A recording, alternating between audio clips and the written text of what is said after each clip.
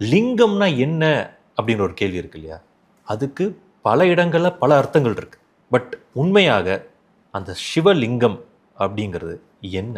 லிங்கம் அப்படின்னா நேரடியான பொருள், அடையாளம்னு அர்த்தம். லிங்கம் அப்படிங்கிறது ஸ்திரீலிங்கம், பூலிங்கம் அப்படின்னு சொல்லுவாங்க. சரி.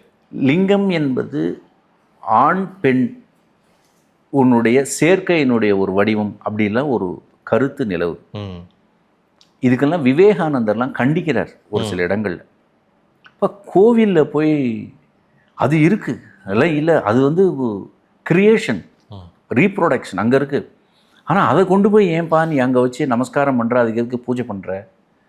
லிங்கம்ங்கிறது அது கிடையாது. லிங்கம் அப்படின்னாலே அருவுருவம்னு அர்த்தம். உருவம், உருவமற்றது, அருவுருவம் எல்லாம் கலந்ததுன்னு அர்த்தம். லிங்கம் உற்பத்தி ஆனதே எங்கே அப்படின்னு கேட்டிங்கன்னா சிவராத்திரி அன்னைக்கு உற்பத்தி ஆச்சு. எங்கே அப்படின்னா இன்றைக்கி இருக்கிற திருவண்ணாமலை. ஓகே.